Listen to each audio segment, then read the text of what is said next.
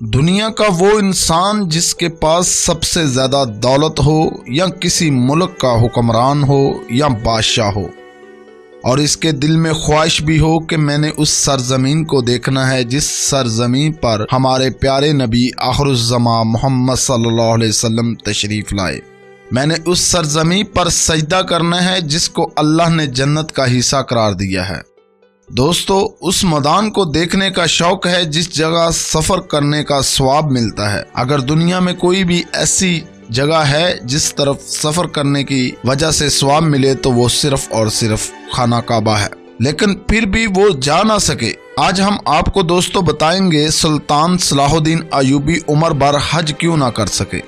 صلاح الدین ایوبی کی ایک خواہش تھی کہ فلسطین کو صلیبیوں سے پاک کرے، ان کا وجود فلسطین سے ختم کرے۔ اللہ تعالیٰ کی مدد کے ساتھ سلطان صلاح الدین ایوبی کو اللہ نے فتح دی اور یہ خواہش بھی پوری ہوگی۔ دوستو، صلاح الدین ایوبی کی دوسری خواہش تھی کہ فتح فلسطین کے بعد فریضہ حج ادا کرے، مگر اس کی یہ خواہش پوری نہ ہو سکی۔ دوستو، آپ دیکھ رہے ہیں اردو ٹیچر انفو، میں بات کر رہا ہوں مرتضی بٹی۔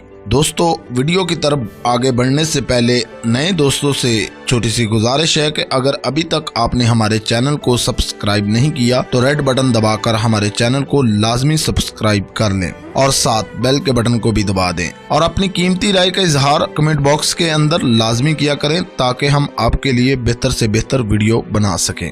دوستو، صلاح الدین ایوبی کی حج پر جانے کی خواہش اس لیے پوری نہیں ہو سکی کہ وہ بیمار تھے، نہیں دوستو، بلکہ اس کے پاس اتنے پیسے نہیں تھے کہ وہ ذاتی جیب سے حج کر آئے۔ سلطان صلاح الدین ایوبی کی ذاتی جیب خالی تھی۔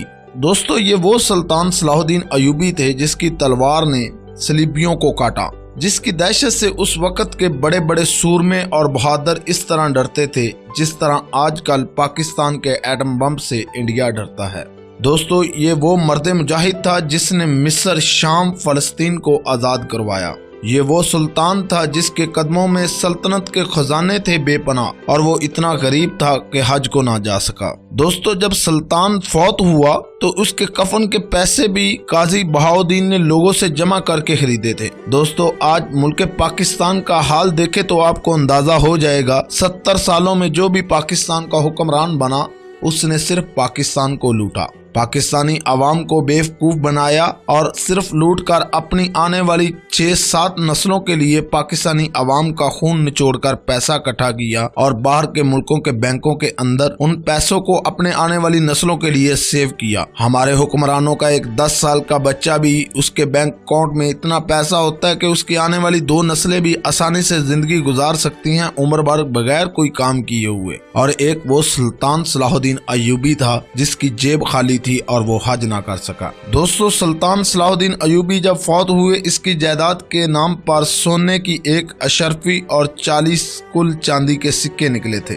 دوستو، کل جائیداد اتنی بھی نہ تھی کہ اس کے جنازے کے اخراجات ادا ہو سکیں، اور ہمارے ملک کے اندر ہمارے حکمرانوں کے بچوں کے اکاؤنٹ میں اس سے کئی زیادہ پیسے ہوتے ہیں۔ دوستو، سلطان صلاح الدین ایوبی نے اپنی زندگی میں کبھی زکوٰۃ نہیں دی۔ اس کی وجہ یہ تھی کہ سلطان صلاح الدین ایوبی کو جب بھی کوئی مال ملتا فتوحات کی شکل میں مال غنیمت کے اندر تو وہ اسی وقت غریب لوگوں کے اندر تقسیم کر دیتے تھے، اور کبھی اتنا مال ہی نہ جمع کر پائے کہ جس پر زکوٰۃ لاگو ہو۔ دوستو، اگر آپ کو یہ ہماری ویڈیو اچھی لگتی ہے تو آگے دوسرے دوستوں تک شیئر کریں اور اس ویڈیو کے بارے میں اپنا قیمتی رائے ہمارے کمنٹ باکس کے اندر لازمی کریں۔ دوستو، اپنا خیال رکھیے گا، نیکسٹ ویڈیو میں ملتے ہیں۔